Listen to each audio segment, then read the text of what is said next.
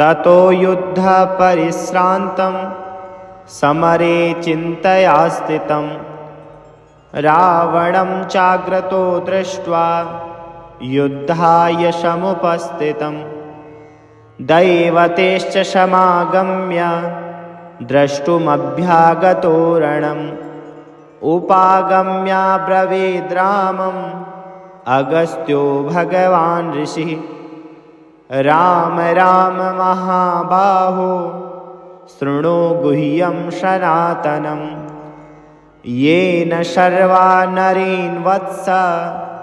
समरे विजयिष्यसि आदित्यहृदयं पुण्यं सर्वशत्रुविनाशनं जयावहं जपे नित्यम् अक्षय्यं परमं शिवम् सर्वमङ्गलमाङ्गल्यं सर्वपापप्रणाशनं चिन्ताशोकप्रशमनम्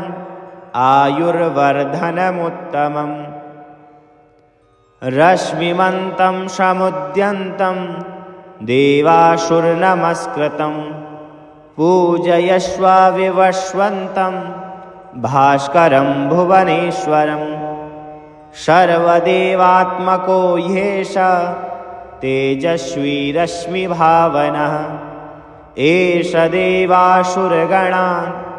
लोकान् पाति गभस्तिभिः एष ब्रह्मा च विष्णुश्च शिवः स्कन्दः प्रजापतिः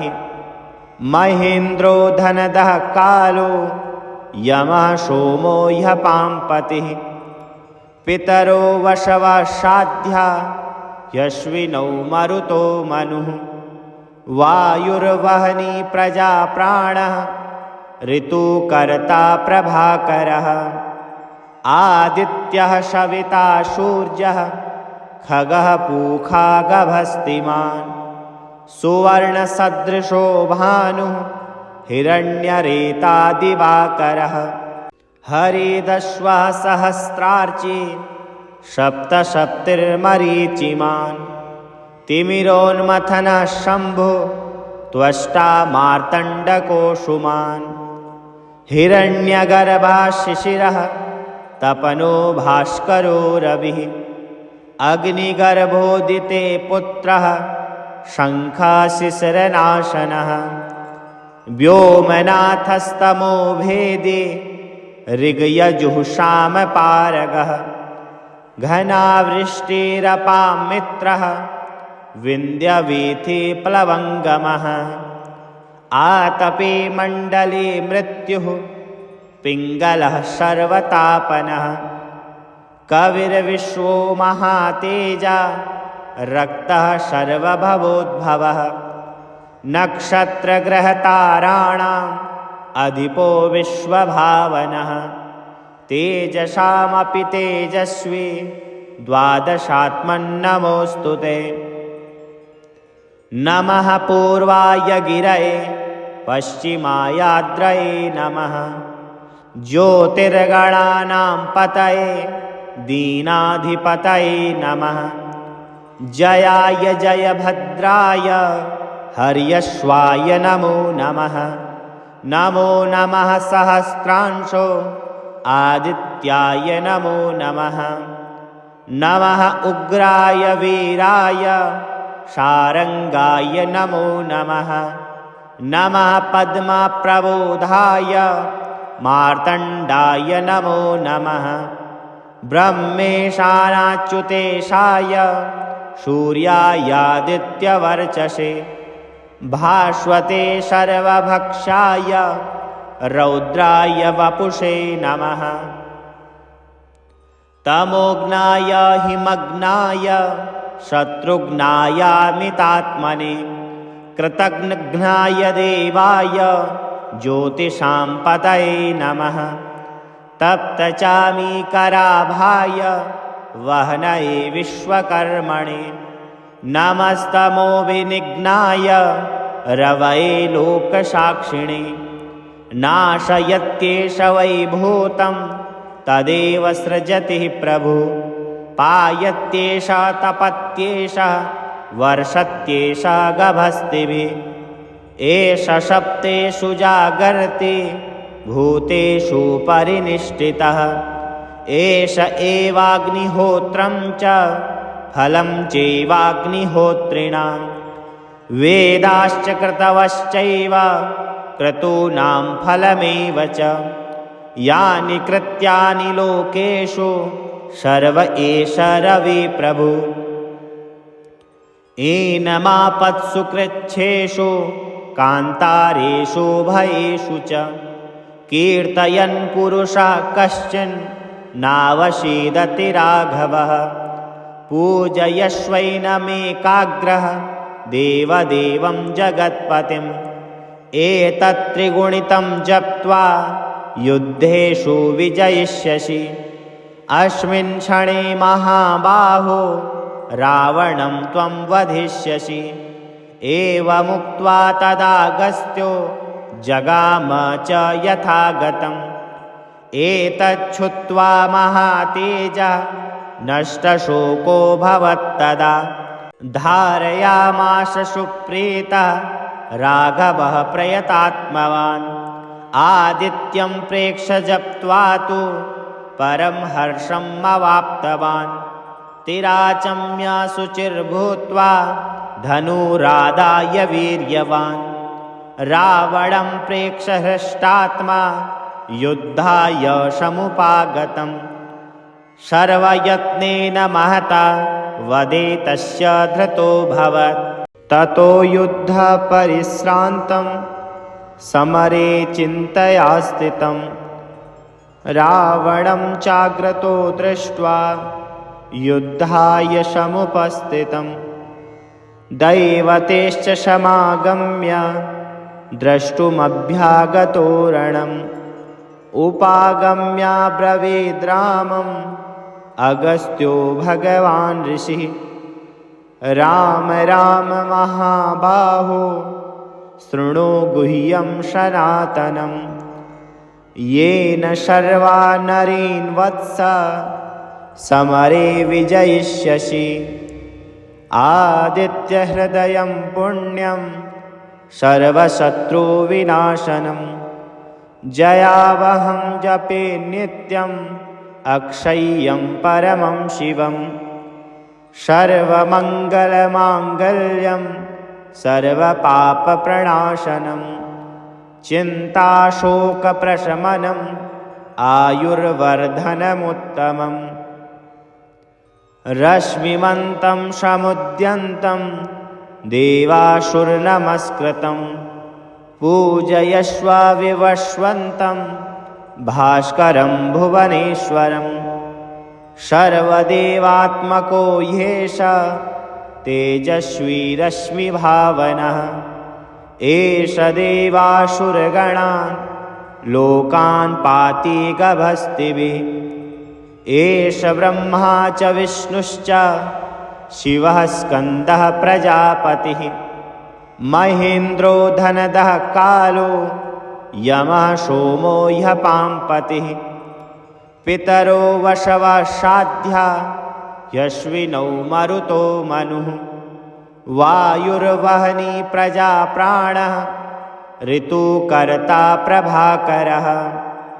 आदित्यः सविता सूर्यः खगः पूखा गभस्तिमान् सुवर्णसदृशो भानुः हिरण्यरेतादिवाकरः हरिदश्वः सहस्रार्ची सप्तसप्तिर्मरीचिमान् तिमिरोन्मथनः शम्भो त्वष्टा मार्तण्डकोऽसुमान् हिरण्यगर्भः शिशिरः तपनो भास्करो रविः अग्निगर्भोदिते पुत्रः शङ्खशिशिरनाशनः व्योमनाथस्तमो भेदी ऋग्यजुःसामपारगः घनावृष्टिरपां मित्रः विन्ध्यवीथिप्लवङ्गमः आतपे मण्डले मृत्युः पिङ्गलः सर्वतापनः कविर्विश्वो महातेजा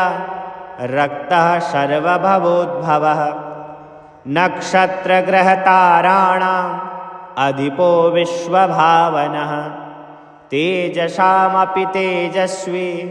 द्वादशात्मन्नमोऽस्तु ते। नमः पूर्वाय गिरये पश्चिमायाद्रये नमः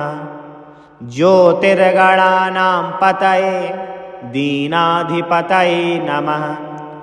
जयाय जयभद्राय हर्यश्वाय नमो नमः नमो नमः सहस्रांशो आदित्याय नमो नमः नमः उग्राय वीराय शारंगाय नमो नमः नमः पद्मप्रबोधाय मार्तण्डाय नमो नमः ब्रह्मेशानाच्युतेशाय सूर्यायादित्यवर्चसे भास्वते सर्वभक्षाय रौद्राय वपुषे नमः तमोघ्नाय हिमग्नाय शत्रुघ्नायामितात्मने कृतघ्नाय देवाय ज्योतिषां पतये नमः तप्तचामीकराभाय वह्नये विश्वकर्मणे नमस्तमोविनिघ्नाय रवये लोकसाक्षिणे नाशयत्येष वैभूतं तदेव सृजति प्रभु पायत्येष तपत्येष वर्षत्येष गभस्तिभिः एष सप्तेषु जागर्ति भूतेषु परिनिष्ठितः एष एवाग्निहोत्रं च फलं चैवाग्निहोत्रिणां वेदाश्च क्रतवश्चैव क्रतूनां फलमेव च यानि कृत्यानि लोकेषु सर्व एष रवि प्रभु एनमापत्सु कृच्छ्रेषु कान्तारेषु भयेषु च कीर्तयन् पुरुषः कश्चन नावशीदति राघवः पूजयश्वैनमेकाग्रः देवदेवं जगत्पतिम् एतत्त्रिगुणितं जप्त्वा युद्धेषु विजयिष्यसि अस्मिन् क्षणे महाबाहो रावणं त्वं वधिष्यसि एवमुक्त्वा तदागस्त्यो जगाम च यथागतम् एतच्छ्रुत्वा महातेजः नष्टशोको भवत्तदा धारयामास सुप्रीतः राघवः प्रयतात्मवान् आदित्यं प्रेक्ष्य जप्त्वा तु परं हर्षम् अवाप्तवान् तिराचम्य शुचिर्भूत्वा धनुरादाय वीर्यवान् रावणं प्रेक्ष्य हृष्टात्मा युद्धाय समुपागतम् सर्वयत्नेन महता वदे तस्य धृतोऽभवत् ततो युद्धपरिश्रान्तं समरे चिन्तया स्थितं रावणं चाग्रतो दृष्ट्वा युद्धाय समुपस्थितं दैवतेश्च समागम्य द्रष्टुमभ्यागतो रणम् उपागम्य ब्रवीद्रामम् अगस्त्यो भगवान् ऋषिः राम राम महाबाहो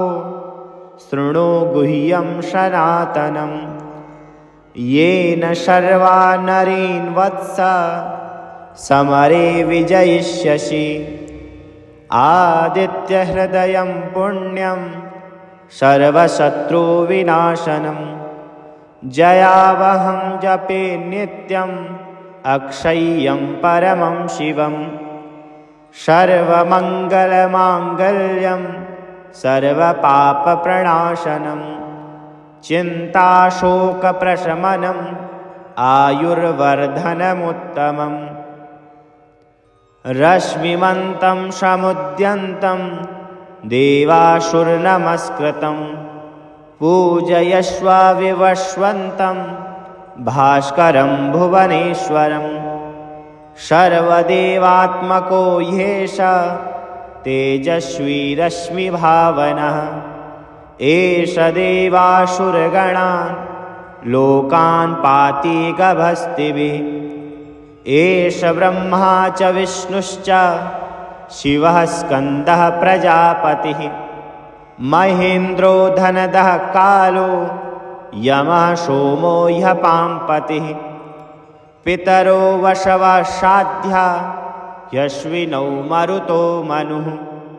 वायुर्वहनी प्रजा प्राणः ऋतुकर्ता प्रभाकरः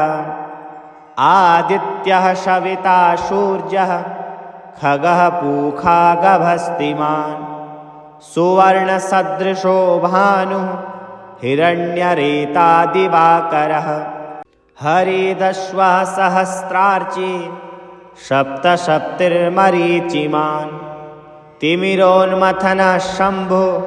त्वष्टा मार्तण्डकोऽसुमान् हिरण्यगर्भः शिशिरः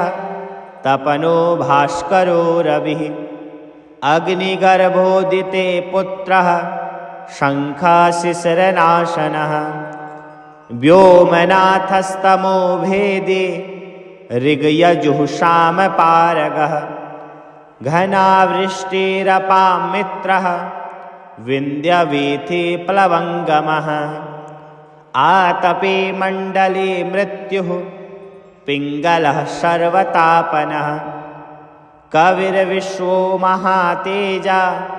रक्तः सर्वभवोद्भवः नक्षत्रग्रहताराणाम्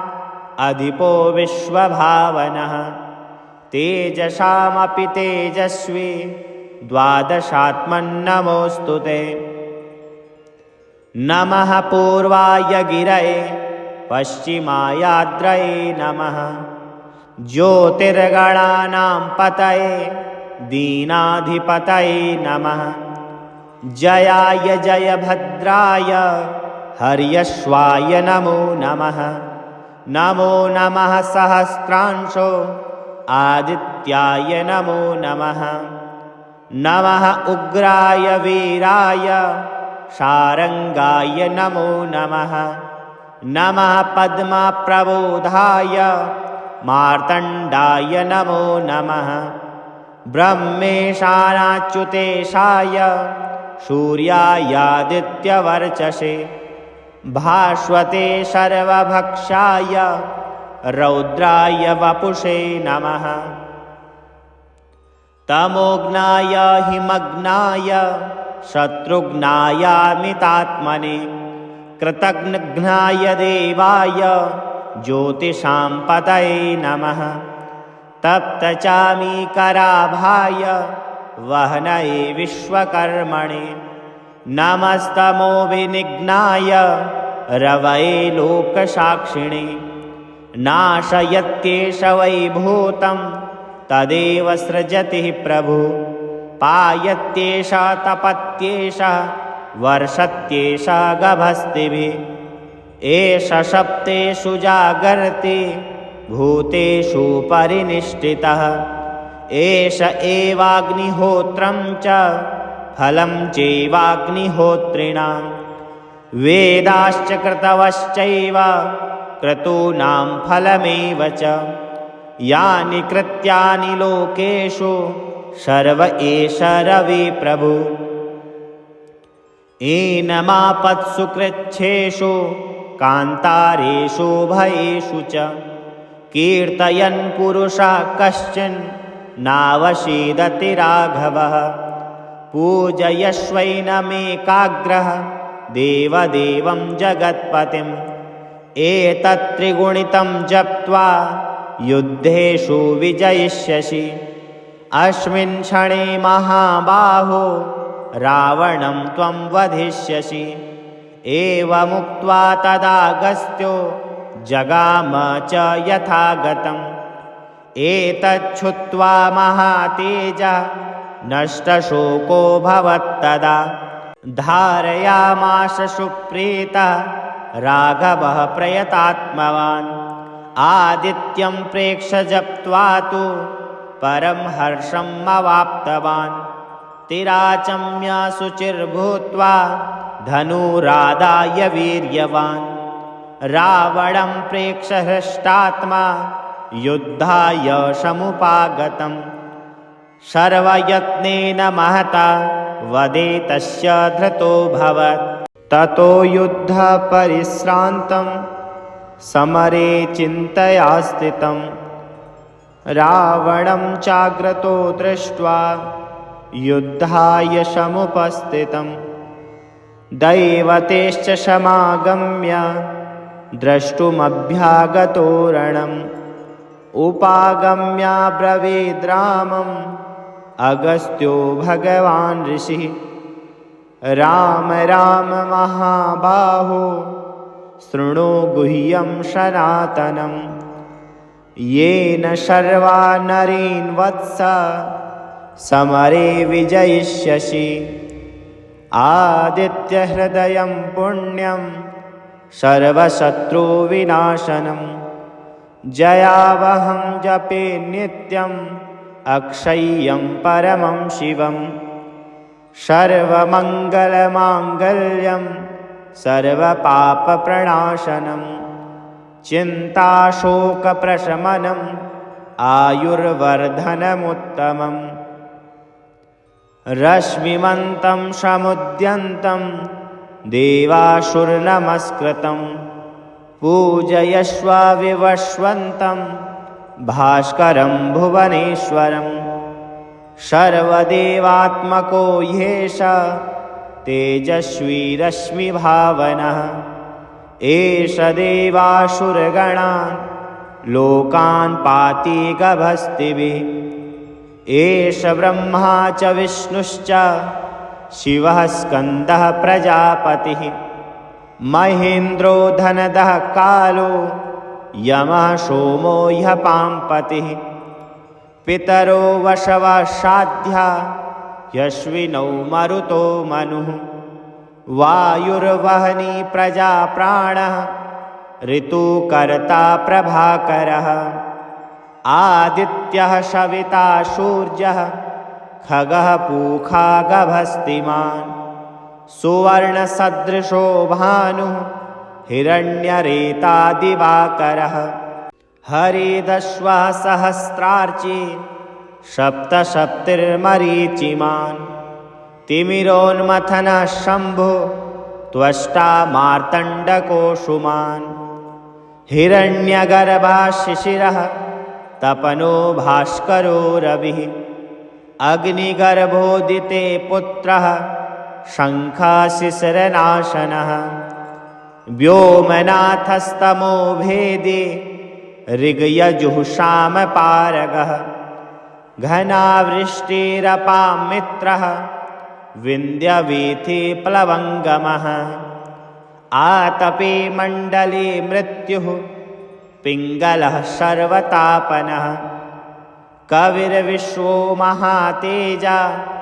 रक्तः सर्वभवोद्भवः नक्षत्रग्रहताराणाम् अधिपो विश्वभावनः तेजसामपि तेजस्वी द्वादशात्मन्नमोऽस्तु ते नमः पूर्वाय गिरये पश्चिमायाद्रये नमः ज्योतिर्गणानां पतये दीनाधिपतये नमः जयाय जयभद्राय हर्यश्वाय नमो नमः नमो नमः सहस्रांशो आदित्याय नमो नमः नमः उग्राय वीराय शारङ्गाय नमो नमः नमः पद्मप्रबोधाय मार्तण्डाय नमो नमः ब्रह्मेशानाच्युतेशाय सूर्यायादित्यवर्चसे भास्वते सर्वभक्षाय रौद्राय वपुषे नमः तमोघ्नाय हिमग्नाय शत्रुघ्नायामितात्मने कृतघ्नाय देवाय ज्योतिषां पतये नमः तप्तचामीकराभाय वह्नये विश्वकर्मणे नमस्तमोभिनिघ्नाय रवये लोकसाक्षिणे नाशयत्येष वै भूतं तदेव सृजति प्रभु पायत्येष तपत्येष वर्षत्येष गभस्तिभिः एष सप्तेषु जागर्ति भूतेषु परिनिष्ठितः एष एवाग्निहोत्रं च फलं चैवाग्निहोत्रिणां वेदाश्च क्रतवश्चैव क्रतूनां फलमेव च यानि कृत्यानि लोकेषु सर्व एष रविः प्रभु एनमापत्सु कृच्छ्रेषु कान्तारेषु भयेषु च कीर्तयन् पुरुषः कश्चन नावशीदति राघवः पूजयश्वैनमेकाग्रः देवदेवं जगत्पतिम् एतत्त्रिगुणितं जप्त्वा युद्धेषु विजयिष्यसि अस्मिन् क्षणे महाबाहो रावणं त्वं वधिष्यसि एवमुक्त्वा तदागस्त्यो जगाम च यथागतम् एतच्छ्रुत्वा महातेजः नष्टशोको भवत्तदा धारयामास सुप्रीतः राघवः प्रयतात्मवान् आदित्यं प्रेक्ष्य जप्त्वा तु परं हर्षम् अवाप्तवान् तिराचम्य शुचिर्भूत्वा धनुरादाय वीर्यवान् रावणं प्रेक्ष्य हृष्टात्मा युद्धाय समुपागतम् सर्वयत्नेन महता वदे तस्य धृतोऽभवत्